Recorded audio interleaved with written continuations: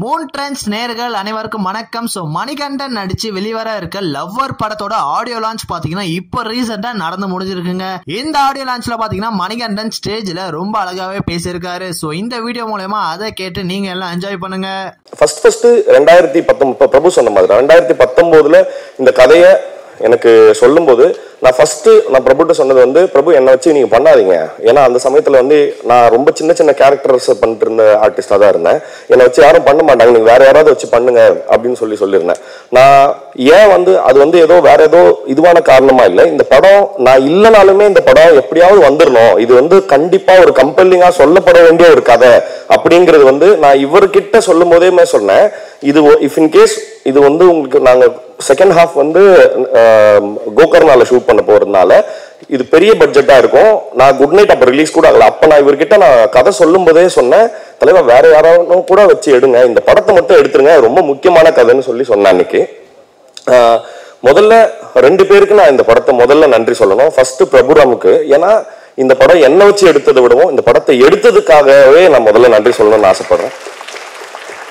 இரண்டாவது, இந்த படத்தினுடைய ப்ரொடியூசர்ஸ் மகேஷ் சாருக்கும் சரி, யுவராஜ் சாருக்கும் சரி. ஏன்னா இந்த இப்படியான ஒரு கதையில நாங்க வந்து எந்த கிமிக்ஸோ வேற எந்த கமர்ஷியல் எலிமெண்ட்ஸோ ஜாஸ்தி அது வந்து ஸ்டோரிக்குள்ள பிளெண்ட் ஆகாம இது படம் எப்படியாவது ஜெயிக்கணுங்கிறதுக்காக வைக்கப்பட்ட எந்த மேல் பூச்சிகள் இல்லாம ரொம்ப ஹானஸ்டா ஒரு கதையை எடுத்துட்டு போகும்போது அதை எந்த வகையாம மறுக்காம, ஏன்னா இதுக்கு முன்னாடி நானும் பிரபுவும் வந்து சில இடங்கள்ல வந்து இந்த கதையில இந்த ஸ்கிரிப்ட் எடுத்துட்டு பைக்ல சுத்திட்டு இருந்தோம்.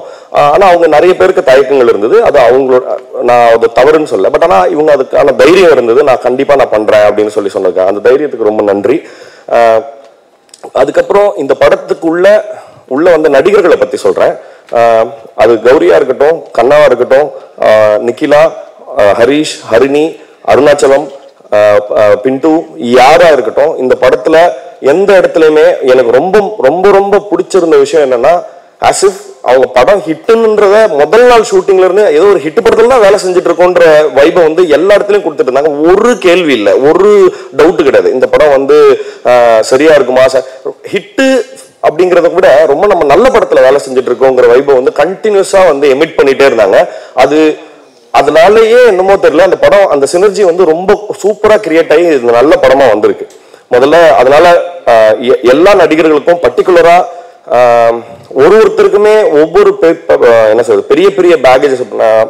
கௌரி பத்தி நான் 2-3 விஷயம் மட்டும் சொல்லிடுறேன். நான் கூடுமான வரைக்கும் நான் கௌரி அதை பத்தி சொல்ல வேண்டாமா அப்படின்றது எனக்கு தெரியாம இருந்து, பட் சின்ஸ் அவங்க பேசிட்டதுனால நான் இது பேசலாம்னு நினைக்கிறேன். அவங்க பட்ட கஷ்டம் இந்த படத்துக்கு மென்டலி ஆர் பிசிக்கலி ரொம்ப ரொம்ப ரொம்ப tough. Because from the conditions அவங்க இருந்த அந்த சமயத்துல அவங்க இருந்த கண்டிஷன்ஸுக்கு அவங்க அது எல்லாத்தையும் மறந்துட்டு எப்படி அவ்வளோ பெரிய என்ன சொல்றது எவ்வளவு மனோபலம் இருந்ததுங்கிறத நினைச்சு பார்க்கவே எனக்கு வந்து பயங்கர ஆச்சரியமா இருக்கு. கௌரி, நாங்க உண்மையாலுமே நான் இது சொன்ன மாதிரி தான், we are really really proud that நீங்க வந்து உங்களை நினைச்சு நாங்க உண்மையாலுமே ரொம்ப பெருமைப்படுறோம். நீங்க எவ்வளவு விஷயத்தை தாண்டி வந்து இந்த படத்தை பண்ணீங்கிறது. அண்ட் கண்ணா பத்தி நான் 2-3 விஷயம் சொல்றோம். ஏன்னா சின்ஸ் அவர் ஒரு லீடா பண்றாரு, அவருக்கான தனியான படங்கள் வர ஆரம்பிச்சிருச்சு. அப்ப இந்த படத்துல ரெண்டு கேரக்டர்ஸ் இருக்கு. அவருக்கு வந்து வேற ஒரு சின்ன இன்செக்யூரிட்டியோ இல்ல ஒரு சின்ன ஆட்டிடியூடோ ஒரு த்ரோ பண்ணியிருந்தா இந்த படம் பண்ணிருக்கவே முடியாது.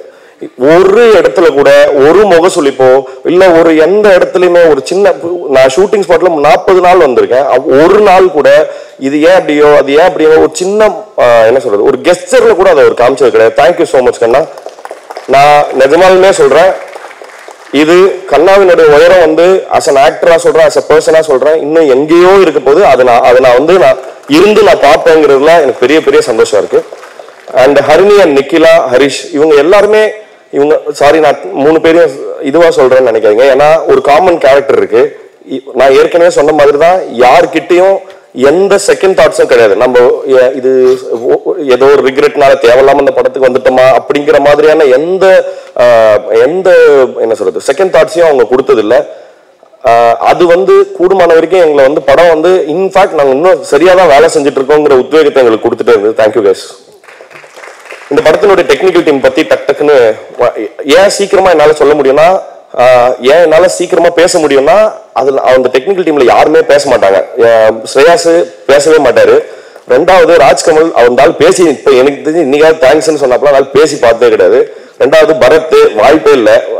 ஸோ இவங்க எல்லாருமே செட்டில் இருக்கிற இடத்துல வந்து ஒரு லைப்ரரி மாதிரி தான் இருக்கும் எங்க செட்டு. அமைதியா பொதுவாக நாங்கள் இதுக்கு முன்னாடி சினிமா செட்லாம் வந்து நிறைய கூச்சலும் குழப்பமா நிறைய கெட்ட வார்த்தைகளோட அந்த மாதிரியான இடங்கள்ல நான் நிறைய இடங்கள்ல வேலை செஞ்சுருக்கேன்னா இந்த இடம் எனக்கு ரொம்ப புதுசா இருந்தது. யாருமே பேச மாட்டாங்க. பட் ஆனால் ரொம்ப பெரிய சந்தோஷம் என்னன்னா பேசாம வேலை ரொம்ப கிளியரா நடந்துட்டு everything was chartered.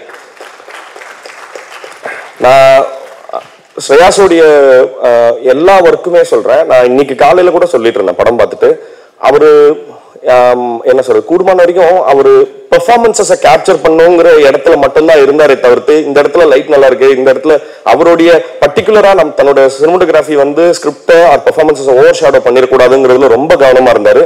Thank you so much. இந்த ஸ்கிரிப்டோடைய ரொம்ப இதோடைய ஹைப்பர் சென்சிட்டிவிட்டியை புரிஞ்சுக்கிட்டதுக்காக ரொம்ப ரொம்ப தேங்க்ஸ் ஸ்ரேயாஸ். அப்புறம் பரத் வந்து எங்களுக்கு 2வது அசோசியேஷன் குட் நைட் பண்ணியிருந்தாரு. பரத் வந்து எப்படின்னா ஸ்கிரிப்ட் டிஸ்கஷனுக்கு வந்துருவாரு. கடைசியா ஃபைனல் மிக்ஸ் மியூசிக் எல்லா வேலையிலும் இருப்பாரு பரத். கிட்டத்தட்ட பரத் வந்து எங்களுக்கு ஒரு ஃபேமிலி மாதிரி. தேங்க்யூ பரத், ரொம்ப நன்றி. அப்புறம் ராஜ்கமல் நான் ஏற்கனவே சொன்ன மாதிரி அவரு அதனால பேசவே மாட்டாப்புல. பட் ஆனா நீங்க இந்த படம் பார்க்கும்போது தெரியும் இந்த படத்துல இருக்கிற எந்த ஒரு பர்டிகுலர் எலிமெண்ட்டும் செட்டோ இல்ல இது கிரியேட்டட்னோ தெரியாத அளவுக்கு ரொம்ப அழகா விஷுவல்ஸோட பிளெண்ட் பண்ண வச்சிருக்காரு. தேங்க்யூ ராஜ்கமல். அப்புறம் இந்த படத்தினுடைய ப்ரொடியூசர்ஸ் நான் ரொம்ப முக்கியமா அவங்களை பத்தி சொல்லணும். ஏன்னா சின்ஸ் அவங்க இல்லைன்னா எங்களால வந்து இந்த படத்தை வந்து இவ்வளோ என்ன சொல்றது இவ்வளோ இன்ட்ரிகேட்டான ஹியூமன் ரிலேஷன்ஷிப்ஸை வச்சு கூட இவ்வளோ பெரிய டிராமா கிரியேட் பண்ண முடியுங்கிறத அவங்க வெறும் டெக்ஸ்டா படிச்சு நம்பலனா இது எங்களால ஃபிலிமா கன்வெர்ட் பண்ணிருக்க முடியாது. தேங்க்யூ மகேஷ் சாருக்கும் சரி யுவராஜ் சாருக்கும் சரி. அப்புறம் இந்த ப்ரொடக்ஷன் டீம் அவங்க நாங்க கேட்டது எல்லாத்தையும் கொடுத்துருக்காங்க ரெஸ்ட்டை தவிர.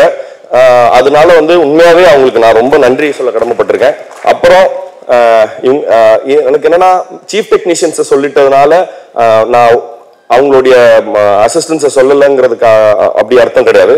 உண்மையாவே நான் ஏற்கனவே எங்களுக்கு முன்னாடி இவங்க எல்லாரும் பேசிட்டாங்கிறதுனால சொல்லாம நேரம் கருதியும் சொல்லாம இருக்கேன். பட் ஆனா நான் ஒண்ணு சொல்றேன், அசிஸ்டன்ட் டைரக்டர்ஸும் சரி அசிஸ்டன்ட் சினிமோட்டோகிராஃபர்ஸ் டீமும் சரி ஆர்டிஸ்டன்ஸும் சரி இந்த படத்துல அவங்களோட கான்ட்ரிபியூஷன் வந்து ரொம்ப டெரிஃபிக்கான கான்ட்ரிபியூஷன். ஏன்னா நாங்க ஷூட் பண்ண கண்டிஷன்ஸ் எல்லாம் ஒரு நாள் மழை ஒரு நாள் செம்ம வெயில் ஒரு நாள் பனி இந்த மாதிரி நிறைய லொகேஷன் ஷிஃப்ட் ஆக வேண்டியிருந்தது.